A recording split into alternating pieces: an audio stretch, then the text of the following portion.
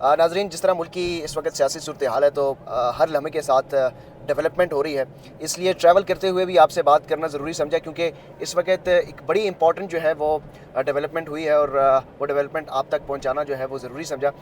तो नाज़रीन कराम, वफाकी हुकूमत ने एक बार फिर जो है वो चीफ़ जस्टिस के गिर्द जो है वो घेरा तंग करने की एक तरह से कोशिशें शुरू कर दी हैं, और जो आखिरी मोर्चा है सुप्रीम कोर्ट का वो भी फ़तह करने के लिए कमर कस ली गई है, क्योंकि इस वक्त सिवाय सुप्रीम कोर्ट के तमाम दीगर जितने भी इदारे हैं वो हुकूमत के पास हैं। सिर्फ एक चीफ़ जस्टिस ऑफ पाकिस्तान जो है वो डटे हुए हैं, वो खड़े हुए हैं, वो इस वक्त हुकूमत के कंट्रोल में नहीं आ रहे, काबू में नहीं आ रहे, वो मैनेज नहीं हो पा रहे।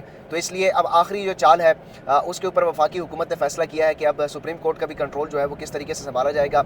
उस हवाले से अब बात करेंगे। चीफ़ जस्टिस ऑफ पाकिस्तान ने भी कुछ अहम मुलाकातें की हैं। तो इस सारी सूरत हाल पर क्योंकि ये डेवलपमेंट इतनी तेज़ी से हो रही थी, तो मैंने सोचा कि ट्रैवल करने के दौरान ही आप तक ये बात जो है वो पहुँचनी चाहिए, आप तक ये मालूमात जो है वो पहुँचाई जाए। जो ऑडियो लीक सामने आई है मुख्तलिफ जजेस की, उनके रिलेटिव्स की, बशमूल चीफ़ जस्टिस ऑफ पाकिस्तान के जो मदर इन लॉ है, मुबैना तौर पर उनकी जो ऑडियो लीक्स मंजर आम पर आई है उसकी तहकीकात की जाएंगी। और उसके साथ साथ जो साबिक वज़ीर आला पंजाब परवेज़ इलाही की और जो chief justice Lahore high court के दामाद हैं उनकी जो एक ऑडियो लीक मुबैना तौर पर सामने आई है उनकी तहकीकात की जाएंगी। और इस दौरान जो काजी फ़ाइज़ ईसा हैं वो इस जुडिशल इंक्वायरी के सरबराह हैं, और उसके साथ साथ इस्लामाबाद हाई कोर्ट के जो चीफ़ जस्टिस हैं जस्टिस आमिर फ़ारूक, वो भी इस कमेटी का हिस्सा होंगे, 3 रुकनी इंक्वायरी कमेटी का। और उसके साथ साथ बलूचिस्तान हाई कोर्ट की चीफ़ जस्टिस जो हैं वो भी 3 रुकनी कमेटी, वो भी इस इंक्वायरी में शामिल है। यानी जस्टिस काजी फ़ाइज़ ईसा को इख्तियार दे दिया है कि वो चीफ़ जस्टिस ऑफ पाकिस्तान के ख़िलाफ़ एक रिपोर्ट बना कर दें,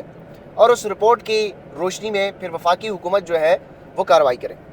अब TORs की बात करें जहाँ पर फाउल प्ले हो रहा है। पहली बात तो ये है कि जब भी कोई भी जुडिशल इंक्वायरी बनती है और जब किसी जज को, हाज़िर सर्विस जज को जुडिशल इंक्वायरी में या इंक्वायरी कमेटी में शामिल किया जाता है, तो उस मुताल्लिका चीफ़ जस्टिस से इजाज़त लेने के बाद सर्विंग जज को शामिल किया जाता है। अब यहाँ पे हुकूमत ने चीफ़ जस्टिस ऑफ पाकिस्तान से कोई इजाज़त बाज़ाब्ता तौर पर नहीं ली और 3 रुकनी कमेटी जो है वो बना दी है। अब ये 3 रुकनी जो इंक्वायरी कमेटी है इसमें जस्टिस काजी फ़ाइज़ ईसा है।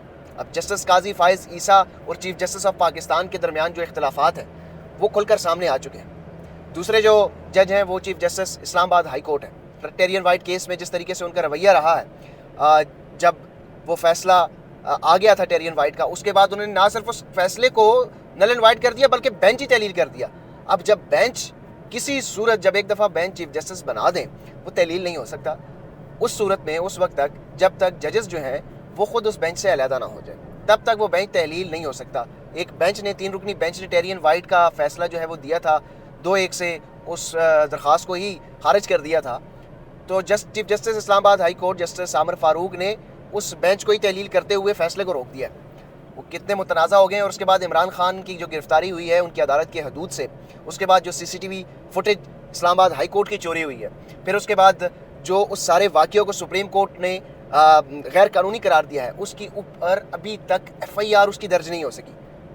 अब एक चीफ़ जस्टिस है, उनके दायरा कार में जो अदालत आती है उस अदालत के हदूद में गैर कानूनी अमल होता है, CCTV फुटेज चोरी हो जाती है, उसका वो नहीं पूछ सकते, वो FIR नहीं दर्ज करवा सके, और वो दीगर केसेस में मुतनाज़ा हो चुके हैं। तो इससे वाज़ेह होता है कि वफाकी हुकूमत क्या चाहती है।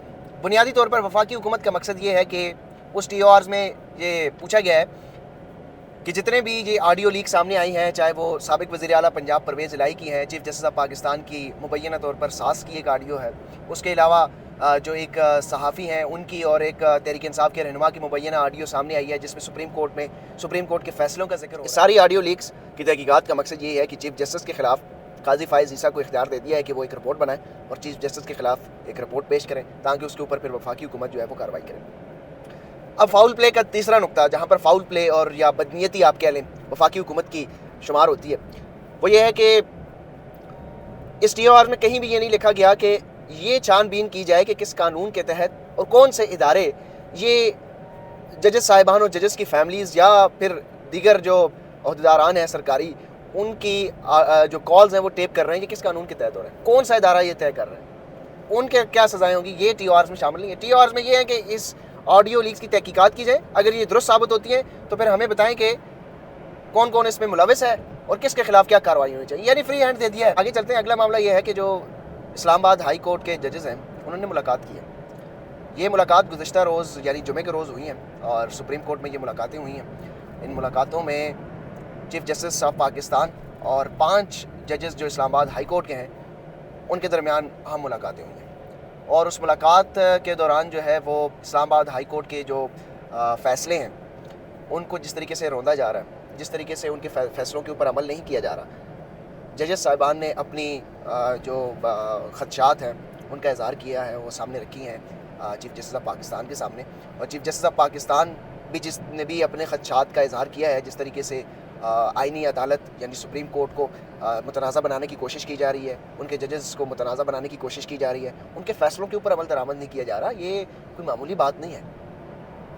ججز کے فیصلوں کے اوپر عمل درآمد نہیں ہونے دیا جا رہا, اس کے اوپر اب ججز بیٹھ کے انہوں نے باقاعدہ ملاقات کی ہے اور اس پہ تشویش کا اظہار کیا ہے. یعنی کہ ایک طرح سے یہ جو ججز ہیں انہوں نے یہ جس طرح پی سی او کے دور میں ہوتا تھا کہ مارشل لا جب لگتا تھا اور پی سی او کے تحت حلف اٹھانے سے انکار کر دیتے تھے ججز, تو وہ ججز مل بیٹھ کے پھر بات کرتے تھے کہ اب ہم نے کیا لائے عمل اختیار کرنا ہے.